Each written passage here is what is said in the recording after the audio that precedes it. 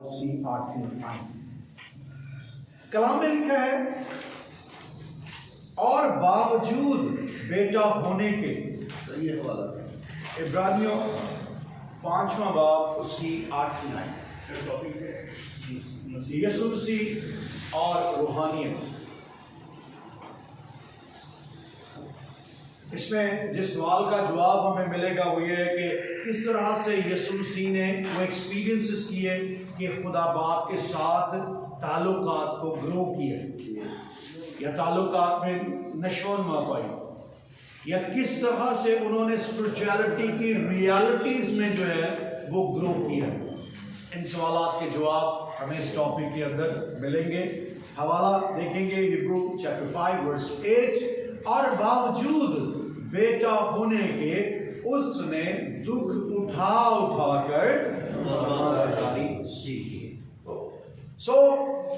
ये सारी बातें हमारे लिए बतौर पैरोकार जो है वो एग्जाम्पल्स होंगी कि उसने किस तरह से किया है, और हमें उन कदमों पर पांव रखकर किस तरह से स्पिरिचुअलिटी के अंदर ग्रो करना है। इस बात का भी जायजा लेंगे कि इसकी रूहानी बलूगत के अंदर किस तरह से उसका जिस्म या बदन जो है वो शामिल रहा है, किस तरह से बदन इन्वॉल्व है।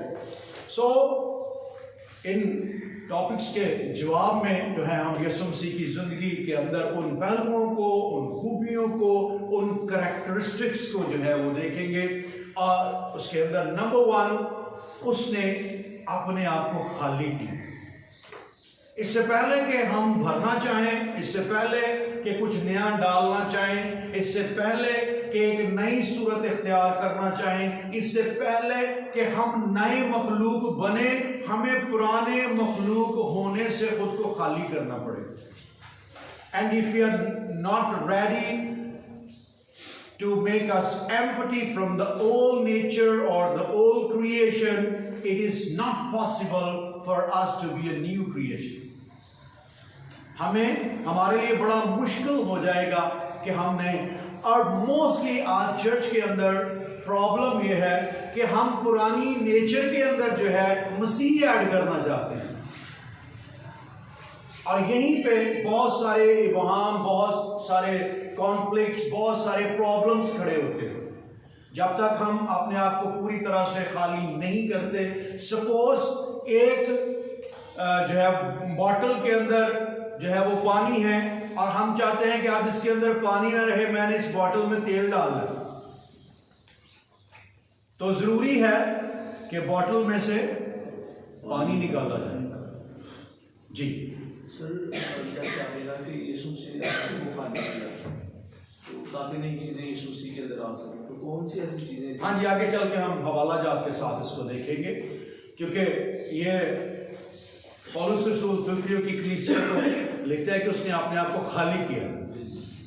उसके अंदर बहुत सारी चीजें ऑलरेडी मौजूद थी, लेकिन चूंकि उसने हमारे कुफारे के लिए जमीन पर आया था, इसलिए उसने पहले अपने आप को खाली किया। आइए हवाला देखते हैं ताकि हम इसको अंडरस्टैंड कर पाए। Philippians chapter 2 verse 6 and 7। फिलिपियों उसका 2रा बाब उसकी 6ठी और 7वीं आयत में, उसने अगरचे खुदा की सूरत पर था, खुदा के बराबर होने को कब्जे में रखने की चीज ना समझा, बल्कि अपने आप को खाली कर और खादिम की सूरत इख्तियार की और इंसानों के मुशाबे हो गया। तो उसके अंदर जो डिवाइन, जो सब कुछ मौजूद था, वो हर एक चीज और हर एक इख्तियार और हर एक नेचर जो उसके अंदर मौजूद थी, इससे पहले कि वो एक खादम के तौर पे काम करता, इससे पहले कि वो हमारे कफारे के लिए खून बहाता, उसको खाली करना जरूर था। इसी वजह से वो आसमानों का खुदा, वो खुदा का इकलौता जो है वो अपने आप को क्या करता है? खाली करता है। और खुदा के बराबर है, लेकिन उसको जो है कंट्रोल नहीं किया कि उसको पकड़े रखे, उसने अपने आप को खाली किया है और खाली करने के बाद उसने एक खादम की सूरत इख्तियार कर ली है। और अगर हम इसको ज़्यादा और ज़्यादा अंडरस्टैंड करना चाहें तो वो इंसान बनकर आया है, और इंसानों में भी एक ऐसा इंसान जो चरनी में पैदा होता है। आम इंसान भी जो है वो शायद किसी बेहतर जगह पे, किसी बेहतरीन जगह पे जो है वो पैदा हो, उनका जन्म किसी अच्छी जगह, लेकिन उसने खाली ऐसा किया है कि बिल्कुल जैसे जीरो पे आ गया, और वहां से फिर उसने शुरू किया है। और जब वहां से शुरू करके उसने फर्मा बरदारी सीखी है तो फिर मत्ती की इंजील के आखिर तक पहुंचते हुए उसके 28वें बाब की 18वीं आयत में उनको पास बुला के कहता है कि आसमान और जमीन का कुल इख्तियार मुझे दिया। खाली किया है, और खाली करने के बाद एक्सपीरियंसेस से, फर्मा बरदारी से खुद को भरा है और बताया है कि किस तरह से अपने आप को खाली किया जाता है और किस तरह से भरा जाता है। उसने ये करके दिखाया।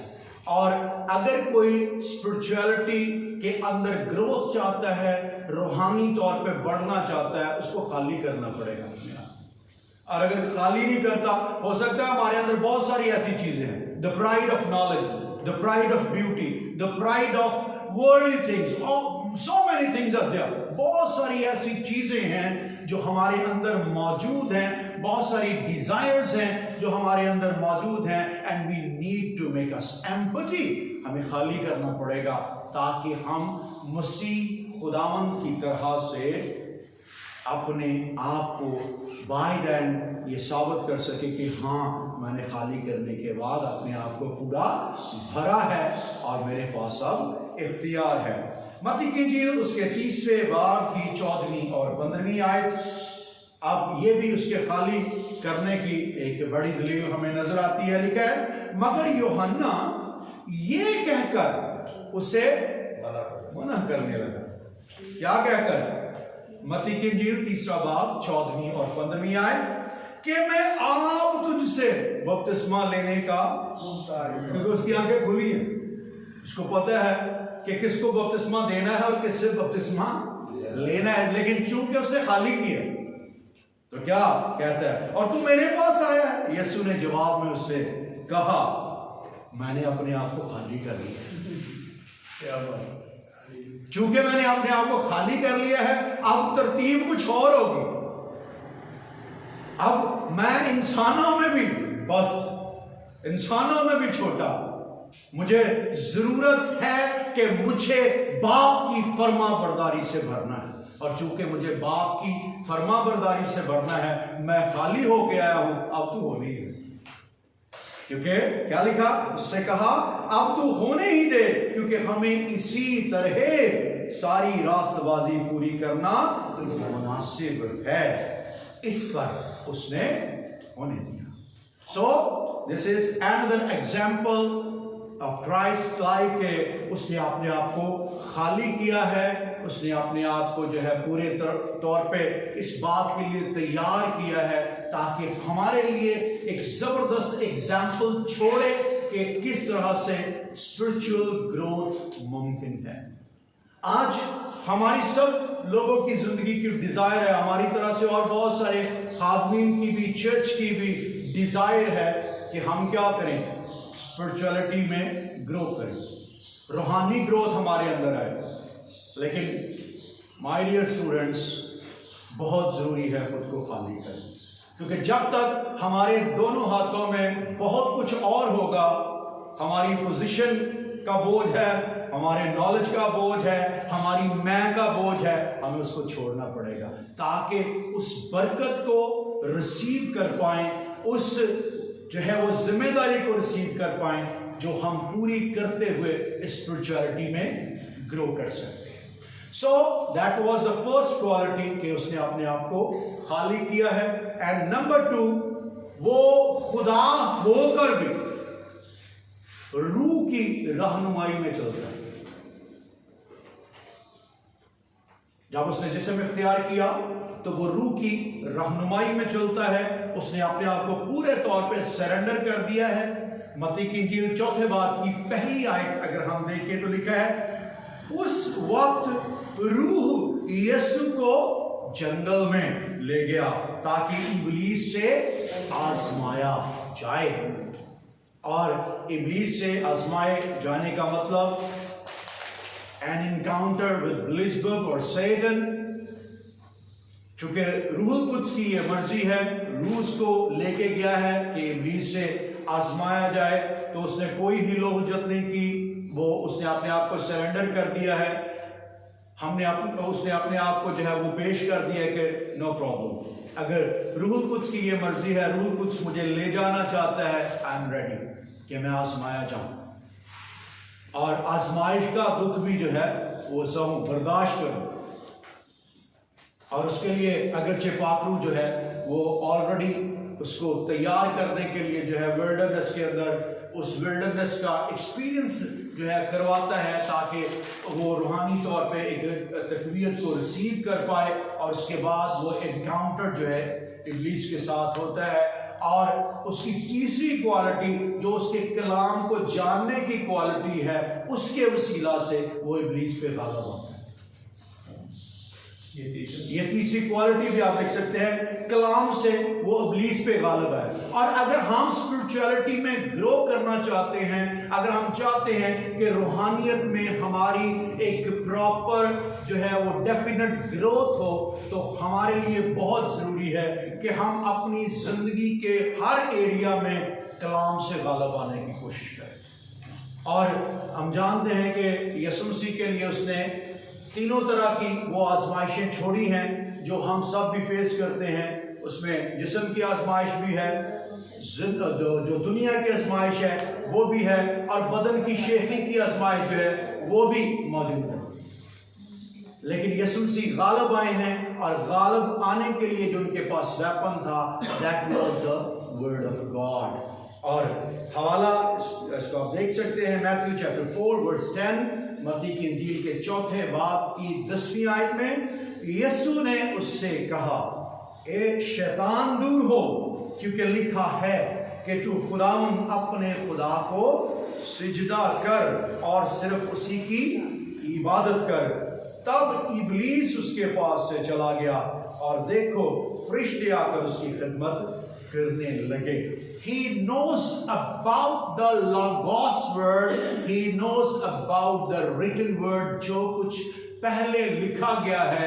अगर एक शख्स उसको पढ़ता या सुनता नहीं है, अगर एक शख्स उसकी स्टडी नहीं करता, और अगर एक शख्स जो है वो उस पर मेडिटेट नहीं कर पा रहा, तो याद रखिए वो कभी भी स्पिरिचुअलिटी में ग्रो नहीं कर सकता। सो यीशु मसीह ने वहां पे जो ये नहीं कहा कि अच्छा पहला बाइबल लाके आओ, शरीयत की किताबा लाके आओ, मैं इब्लीस को जवाब देना। इसका मतलब क्या है? इसका मतलब ही इज ऑलरेडी ट्रेन्ड, और ये ट्रेनिंग जो है वो हमें 12 साल की उम्र में पूरी नजर आती है।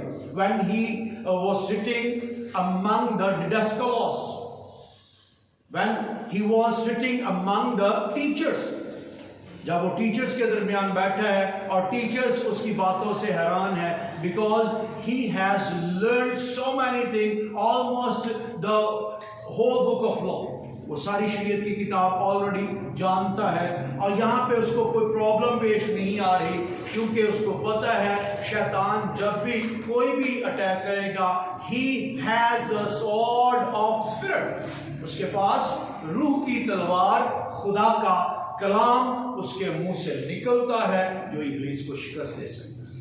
और अगर हम अपनी जिंदगी के अंदर स्पिरिचुअल ग्रोथ चाहते हैं, हम चाहते हैं रूहानी तौर पे कादावर हो जाए, तो खुदावन के कलाम का जो है एक गहरा मुताला हमारी जिंदगी के अंदर मौजूद होना चाहिए।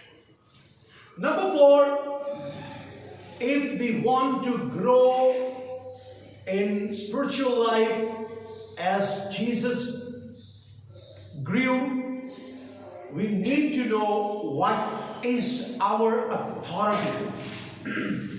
यीशु मसीह को अपने इख्तियार का पता, और आज ईमानदार की हालत जिस तरह की है, ईमानदार अपना इख्तियार जो है वो जानता नहीं। अपने इख्तियार को अगर जानता भी है तो उस तरह से ऑपरेट नहीं करता जिस तरह से यीशु मसीह ने अपने इख्तियार को ऑपरेट किया। अब ईमानदार को बहुत सारे इख्तियारात जो है वो मिले हैं, ईमानदार के पास बहुत सारे इख्तियारात मौजूद हैं, लेकिन ईमानदार उन इख्तियारात को ऑपरेट करने से डरता है। फर्ज कर लें एक बंदा जो है उसको किसी थाने के अंदर जो है वो थानेदार अपॉइंट किया गया और वो थानेदार बन के सीट पे बैठ गया और वो जो थाने के स्पीकर से पूछे यार मैं दसी में करना की है सारा दिन, क्योंकि बहुत दफा जो है वो बिलीवर जो है वो आम लोगों से पूछता फिरता, वो जानते ही नहीं उसका इख्तियार क्या है, वो उस इख्तियार को इस्तेमाल ही नहीं करता, जिसकी वजह से दुश्मन कभी जान भी नहीं छोड़ता, जिसकी वजह से कभी भी उसकी जिंदगी के अंदर स्पिरिचुअली ग्रो करने का उसको मौका नहीं मिलता। लेकिन यीशु मसीह जानते हैं कि उसने किस तरह से अपने इख्तियार को इस्तेमाल करना है। मैथ्यू चैप्टर 8 वर्स 27, मत्ती की इंजील 8वें बाब की 27वीं आयत में और लिखा है, और लोग ताज्जुब करके कहने लगे ये किस तरह का आदमी है कि हवा और पानी भी इसका कमाल। और मुझे एक दो एग्जाम्पल यहाँ मैं देना चाहूंगा। मुझे याद है भाई अर्नस्ट मल की हम बात कर रहे थे तो उनकी मीटिंग जो है साहिवाल के अंदर चल रही है, साहिवाल के अंदर जो है वो मीटिंग हो रही है। तो इससे पहले कि वो प्रस्तुत के लिए आते, मौसम अचानक जो है वो खराब हो गया और हल्की हल्की बारिश शुरू हो गई और लोगों ने उठ के जाना शुरू करने लगे, हाँ बैठो बैठो बैठो, ये रुक जाएगी, आओ हाथ उठाए, हाथ उठाए और वो बारिश रुक गई। He used the authority of a believer। और अर्नस्ट मल की बात के साथ साथ एक और बात जो पिछले महीने की अवासुस मीटिंग में मौजूद था, गोजरा में मीटिंग थी, वहां कलाम सुनाने के लिए बुलाया गया। द सेम सिचुएशन, जैसे ही कलाम की बारी आई मैं कलाम सुनाने के लिए उठा तो रिमझिम शुरू हो गई और इससे पहले के लोगों के अंदर जो है वो कोई भगदड़ मचती। मैंने कहा इन्हें नहीं पहना,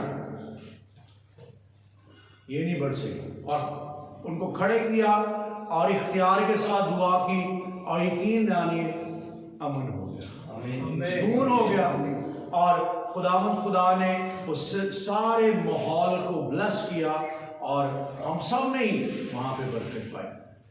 हमें जहां कहीं जरूरत है हमें उस अथॉरिटी को यूज करने की, उस इख्तियार को यूज करने की। और यकीन जानिए जब मैं वो प्रेयर कर रहा था, क्योंकि ये मेरी अपनी पर्सनल एक्सपीरियंस है, मेरे दिल के अंदर 1% भी डाउट नहीं था कि वो बारिश जो है वो नहीं रुके। 1% भी डाउट, मुझे पता है कि मैंने दुआ करनी बारिश खत्म। और सेम हुआ।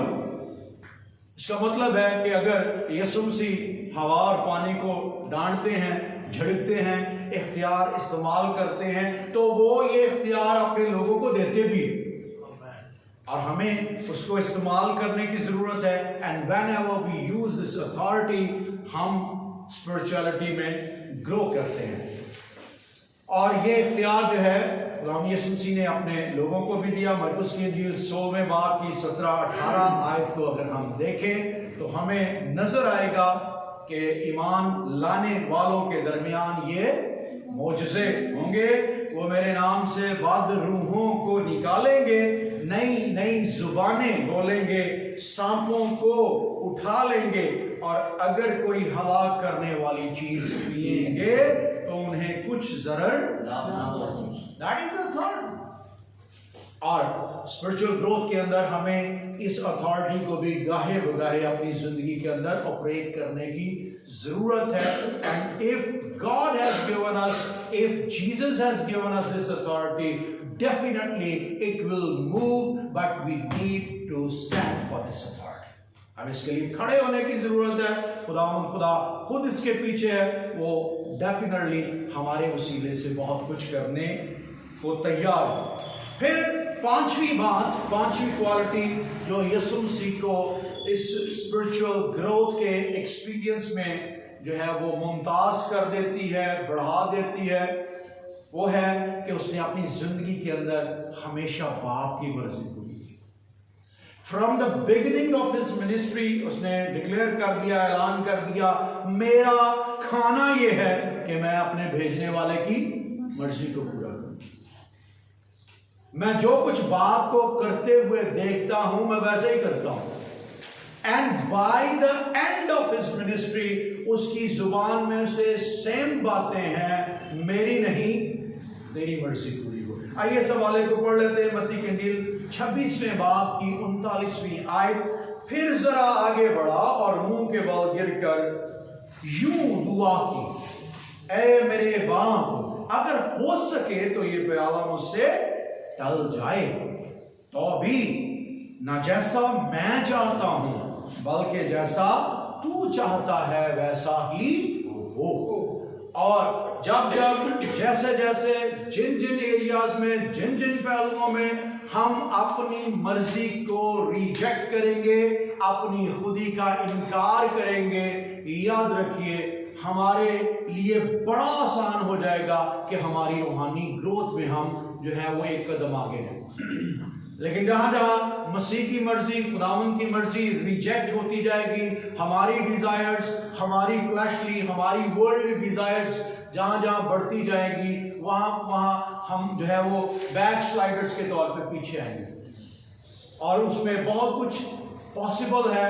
हमारी खिदमत जो है वो स्लो हो सकती है, उसकी स्पीड जो है वो अगर 70 पे जा रही है, 80 पे जा रही है, तो वो ऑटोमेटिकली 10 पे आ जाएगी, 20 पे आ जाएगी, पीछे आएगी। और हमारी मिनिस्ट्री के अंदर जो है काम होता रहेगा, लेकिन बहुत सारा काम जो है वो स्लो डाउन हो जाएगा, क्योंकि हमने बहुत सारी जगहों पे अपनी मर्जी से सब कुछ करना शुरू किया है। तो यीशु मसीह ने बाप की मर्जी से, खुदा बाप की मर्जी से ये सब कुछ पूरा है। वन मोर डिसिप्लिन जो यीशु मसीह की जिंदगी की एक बड़ी एक्सरसाइज रहा है, जिसमें उनको मौका मिला है कि वो जो है वो स्पिरिचुअलिटी के रैलम में जो है वो बड़े ग्रो करे, और वो है हिज डिसिप्लिन ऑफ प्रेयर, उनकी दुआ का डिसिप्लिन।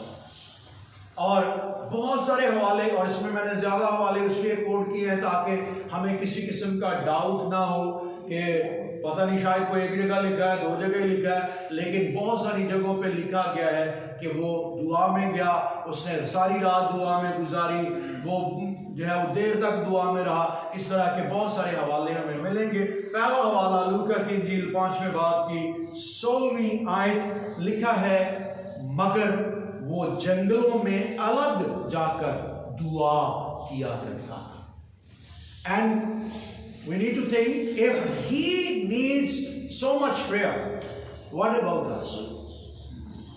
हमारी क्या सिचुएशन है? हमें कितनी दुआ की जरूरत होगी? लूका 6 बाब की 12वीं आयत में, और उन दिनों में ऐसा हुआ कि वो पहाड़ पर दुआ करने को निकला और खुदा से दुआ करने में सारी रात गुजारी। यानी that was the Tari night. यानी यीशु मसीह अक्सर टारी नाइट करते थे, सारी रात। ये लफ्ज टारी है, टारी मतलब इंतजार, ठीक है, इंतजार में हम जो मुस्तामल हम टैरी भी कहते हैं उसको, टैरी नाइट। टैरी नाइट का कॉन्सेप्ट तो मेरा ख्याल, क्योंकि सारे पेंटिकॉस्टल को आदमी टैरी नाइट पसंद है, जानते हैं ना सारे टैरी नाइट। चर्चिस के अंदर टैरी नाइट सारी रात की जो इबादत करते हैं, उसमें जो लफ्ज़ मुस्तामल है टैरी नाइट्स कहते हैं कि आज साढ़े चर्च के टैरी नाइट है, तो टैरी नाइट के अद्धे को सुते होंगे तो टाइम नहीं सो जाते, उनको इंतजार करना जो है वो इतना पसंद नहीं है। अब मुझे याद है भाई सुहेल एक वाक़ई को बता रहे थे, वो कह रहे हैं कि हमारे चर्च के एक पादरी वो बहुत ज़्यादा जो है वो शौकीन थे टैरी नाइट। भाई से ले कहते टैरी नाइट करो, कहते टैरी नाइट करो। चर्च के अंदर टैरी नाइट हुई तो 11:30 बजे उनके खराटों की आवाज़ सबसे ज़्यादा चर्च के अंदर थी। 11 में चला, बहुत ही 11 में चला। सो यीशु मसीह भी इन टैरी नाइट्स का जो है वो उसकी प्रैक्टिस करते थे। That's very important. चर्च की ग्रोथ के लिए भी ये बहुत ज़रूरी है कि हम इस तरह की नाइट्स का, और मैंने अपने स्टूडेंट्स को टारी डे का भी एक्सपीरियंस करवाया है, और ये ख़ास तौर पे ये साकिब और अवैस लोग या सोमी लोग जानते हैं कि इनको सुबह ऑलमोस्ट कितने बजे, 7 बजे आते थे। 7 बजे हम शुरू, 7 से 12 बजे तक जो है वो एक टारी डे का एक्सपीरियंस के किस तरह से घंटों में जो है खुदावंद की हज़ूरी में ठहरना है, क्योंकि that will give the fuel to our spirit. ये हमारी रूह को फ्यूल देगा। हम जो है वो बहुत सारी ऐसी चीज़ें जो हमारे कैरेक्टर के अंदर, हमारी लाइफ के अंदर, हमारी फैमिली लाइफ, हमारी चर्च लाइफ के अंदर जो ऐसी डर्टी हैं वो बर्न हो जाएंगी, और ऐसे ही हल्कों में ये सब कुछ पॉसिबल होता है। लूका की इंजील 9वें बाब की 18वीं आयत भी दुआ के डिसिप्लिन के ताल्लुक से जो यीशु मसीह की जिंदगी के अंदर मौजूद था। जब वो तन्हाई में दुआ कर रहा था और शागिर्द उसके पास थे तो ऐसा हुआ। It means he separates himself, अपने आप को अलग करता है और अलग जाकर जो है दुआ करता है। और वो सिर्फ लोगों से अपने आप को अलग नहीं करता, अपने मोबाइल को भी अपने आप से अलग कर देता है, क्योंकि जब मोबाइल पास है तो फिर लोगों का, सिर्फ चंद लोग नहीं, लोगों का एक हजूम मौजूद है। इसलिए इस बात को भी हमें चर्च के अंदर अब जो है कलीसिया को सिखाने की ज़रूरत है कि जब हमने दुआ के लिए जाना है तो मोबाइल को भी कुछ देर के लिए कहना है बाहर 5 घंटों के लिए मेरा इंतज़ार करो, तुम्हें आज इंतज़ार करना पड़ेगा, अदरवाइज जो है मेरी खुदावंद से मुलाकात नहीं होगी। क्योंकि बार बार जब टू टू टू होता है तो हमारे लिए खुदा से ज़्यादा लोग इम्पोर्टेंट हो जाते हैं, खुदा से ज़्यादा डोनर इम्पोर्टेंट हो जाते हैं, और इस तरह के बहुत सारे हम झमेलों में फंसे रहते हैं। लूका 9वें बाब की 28वीं आयत देखेंगे। और अभी तो मोबाइल इतना होशियार हो गया वो वाइब्रेशन करना शुरू कर पता नहीं करता किसी। 9वें बाब की 28वीं आयत प्लीज। Luke chapter 9 verse 28। बच्चों ने सर बड़े फायदे लिए मोबाइल से। बड़े फायदे लिए, हाँ फायदे भी हैं। ओके जी प्लीज। और फिर इन बातों के कोई 8 रोज बाद, लूका 9वां बाब उसकी 28वीं आयत, फिर इन बातों के कोई 8 रोज बाद ऐसा हुआ कि वो पतरस और यूहन्ना और याकूब को हमरा लेकर पहाड़ पर दुआ करने गए। So that was the discipline of Christ life के वो दुआ करता है। और हमने बहुत सारे हवाला जात इसीलिए देखे हैं कि कोई एक वाकया नहीं है, इसके बहुत सारे वाकयात जो है वो हमें मिलते हैं कि यीशु मसीह अपनी जिंदगी के अंदर दुआ के डिसिप्लिन के बहुत पाबंद नजर आते हैं। One more quality of his life and that is वो बाप की पूरी शिनाख्त रखता है। He knows about his father, और वो अपने बाप की अंडरस्टैंडिंग में कहीं भी किसी भी जगह पे कमजोर नजर नहीं आता। उस्तादों से भी जब टाकरा होता है तो कहता है कि मैं अपने बाप में से निकला हूं, बाप की तरफ से आया हूं, आई नो माई फादर। और फिर यह हवाला जो सामरी औरत के साथ इनकाउंटर है यीशु मसीह का, वो बताता है कि तुम जिसे नहीं जानते उसकी प्रस्तुत करते हो, हम जिसे जानते हैं we know him very well। और आज हम प्रस्तुत की बात कर रहे थे, आज बहुत सारे ऐसे परस्तार हैं जो प्रस्तुत करते हैं, जो गीत तो गाते हैं, आवाजें भी बड़ी सुरीली हैं, लेकिन बाप को नहीं जानते। और ऐसे परस्तार जो बाप को नहीं जानते, जो नहीं जानते कि किसकी प्रस्तुत कर रहे हैं, उसकी पूरी क्वालिटी, उसकी पूरी कुदरत, उसके पूरे कैरेक्टरिस्टिक्स, उसकी होलीनेस से ना वाकिफ है, वो कभी भी प्रस्तुत नहीं कर सकते। फिर सर घड़ा भी नहीं छोड़ते। बिल्कुल घड़ा भी नहीं छोड़ते। घड़ा बड़ा मटका। हाँ जी, सामरी औरत हो, क्योंकि वो जिंदगी के चश्मे से पीना नहीं चाहता। जो जिंदगी के चश्मे से पीना नहीं चाहता वो दुनिया का घड़ा उठाए रखेगा, चाहे उसकी जिंदगी के अंदर शौहर 5 हो, 6 हो, 7 हो या 10 से 12 भी हो जाए जी। सो वो डेफिनेटली इस बात के लिए जो है, इस बात को जानता है कि वो किसकी प्रस्तुत कर रहा है, उसका बाप कौन है। सर हमारे मोहल्ले में सॉरी जी कासिम पास्टर है जी जी, तो उसने एक ही बहन के 3 निकाह पढ़े हैं, ना वो मारी है ना वो मारा है, पता नहीं क्या। और एक ही मोहल्ले में। वो उस पादी साहब को गवर्नमेंट ने निकाहों का पैकेज दिया हुआ है और उस पैकेज पे काम कर रहे हैं काफी सारे।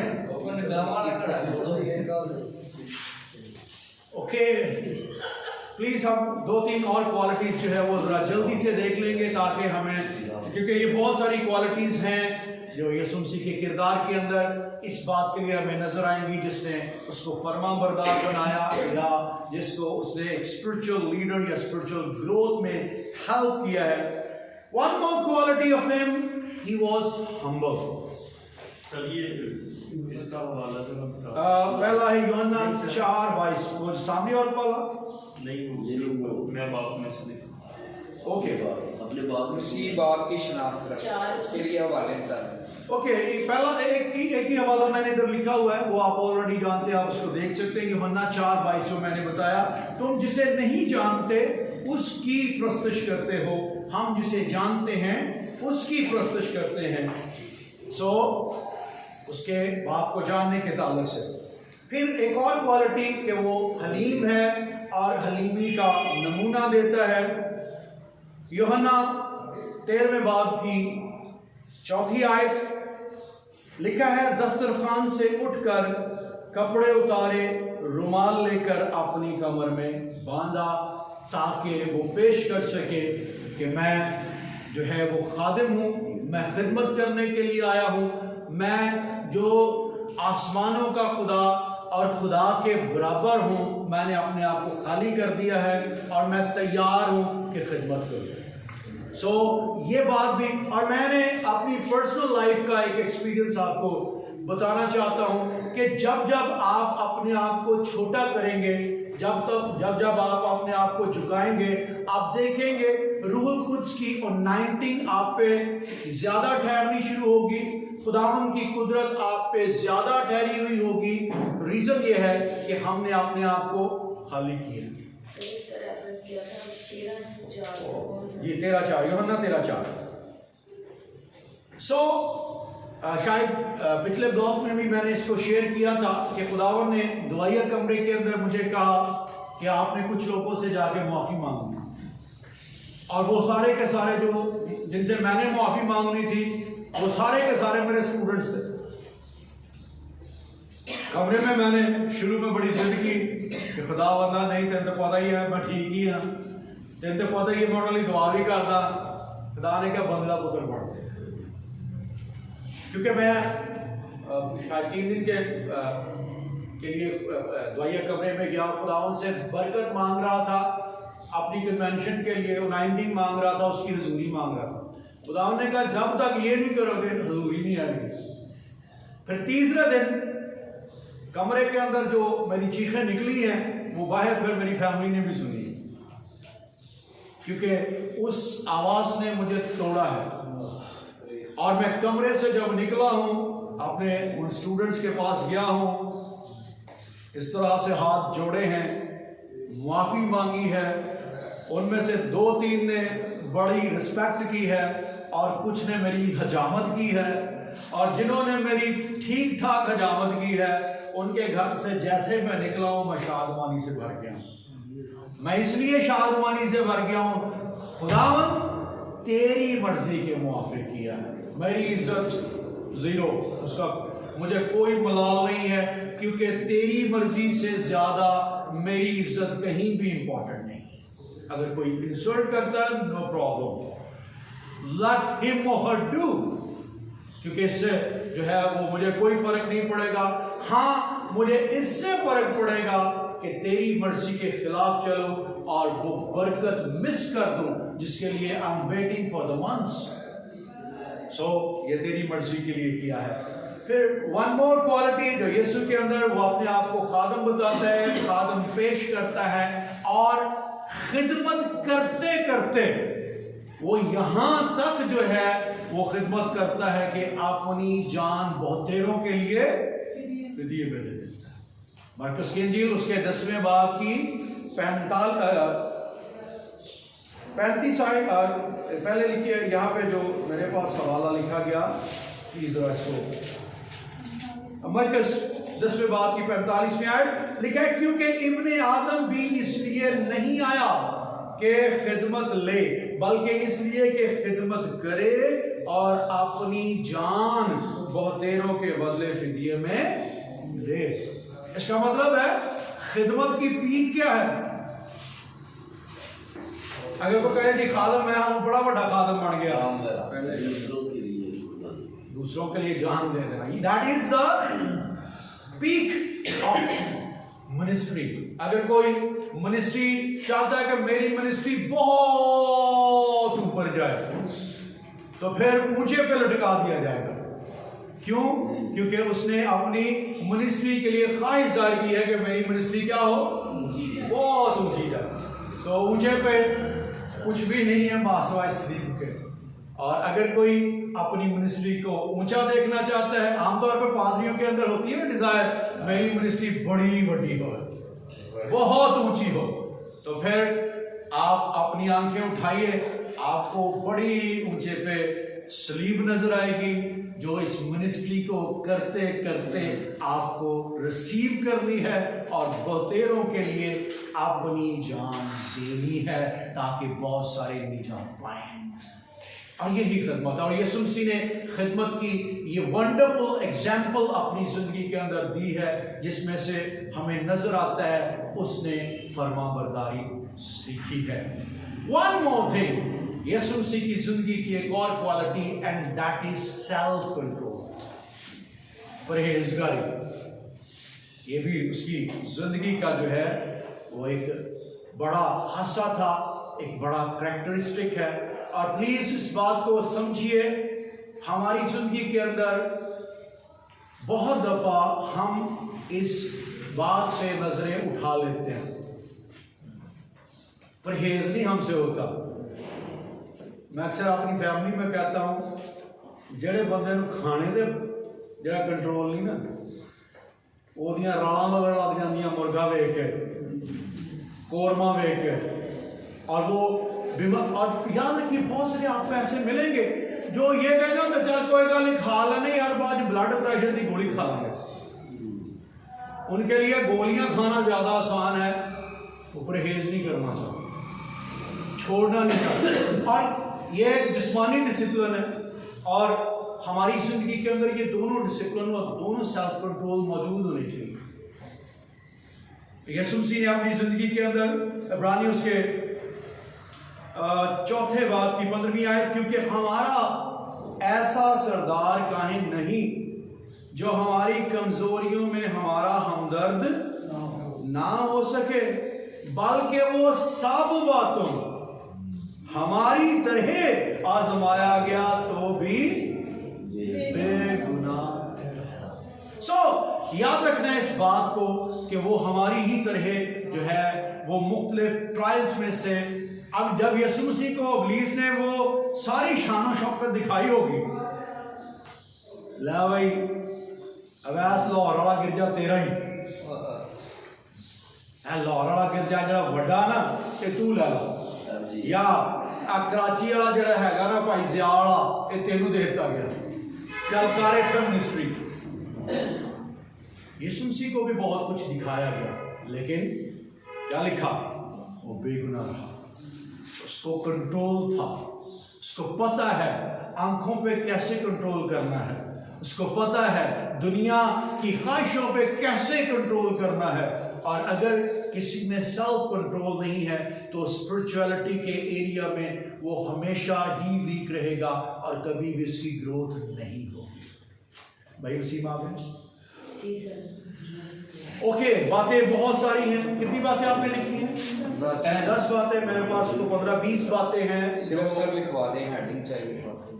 क्या क्या अच्छा चले, वो मैं बाद में लिखवा देता हूँ, लेकिन आइए पहले दुआ मांगते हैं। प्लीज हम अपने सरों को झुकाएंगे, खुदावंद का शुक्र अदा करेंगे यीशु मसीह नासरी की जिंदगी के लिए, यीशु मसीह नासरी की जिंदगी के अंदर इन सब बातों के लिए जो हमारी जिंदगी के लिए मशले राह हैं कि हम रूहानी तौर पे कदावर भाई यूसुफ के साथ मुत्तफिक होकर हम अपने मुनज्जी के लिए, उनकी जिंदगी की उन सब बातों के लिए शुक्रगुजारी करते हुए मिन्नत करेंगे। खुदावंद ये खूबियाँ मेरे किरदार के अंदर भी आए। खुदावंद हमारे आसमानी बाप, हम सारे मिलकर खुदावंद अपने सरों को झुकाते शुक्रिया अदा करते हैं आज के इस खूबसूरत दिन के लिए, इस मौसर तालीम के लिए, खुदावंद इस खूबसूरत कलाम के लिए जो हमारे कदमों के लिए चिराग और हमारी राह के लिए रोशनी है। हम सारे मिलकर शुक्रगुजारी करते हैं मसीह खुदावंद के इस खूबसूरत करैक्टर के लिए, खुदावंद जिसको हम सीख सकते हैं, पढ़ सकते हैं, हम अपनी ज़िंदगी का हिस्सा बना सकते हैं ताकि हम और लायक तौर पर ज़िंदगी बसर कर सकें।